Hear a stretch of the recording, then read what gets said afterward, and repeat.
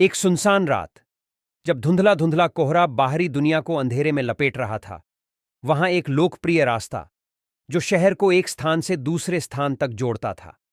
इस रास्ते पर सुनसानी, उदासी और डरावनी कहानियों की बजाय ज्यादातर ट्रक ड्राइवरों की आवाजें उनके बड्डे बड्डे ट्रकों के हॉर्न से भरी रहती थीं।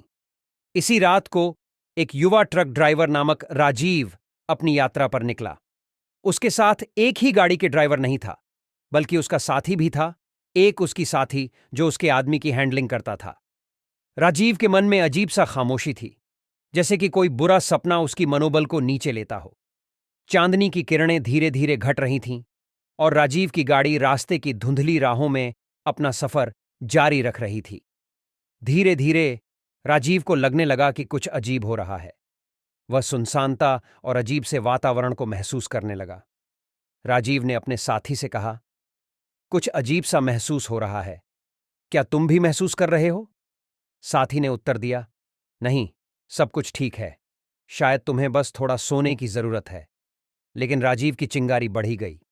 वह आगे बढ़ता रहा, लेकिन उसे अब भयानक सीधे संकेत आने लगे थे कि कुछ गलत हो रहा है। धीरे धीरे उसने अपने ट्रक को रोक दिया। अचानक उसने विचार किया कि क्या उसे बिल्कुल गलती हो रही है, लेकिन उसका दिल उसे कह रहा था कि कुछ बुरा होने वाला है। बिना किसी सावधानी के वह अपने ट्रक से बाहर उतर आया। रास्ते की रोशनी धीरे धीरे कम होती गई और राजीव को अपने आसपास के वातावरण की अजीब सीमाएं महसूस होने लगीं। वह उसी रास्ते पर खड़ा रह गया। उसकी आंखों के सामने स्पष्टता से खाली सड़क है, लेकिन कुछ अजीब था, जैसे कि वह अपनी चीर को किसी और से चीरा समाप्त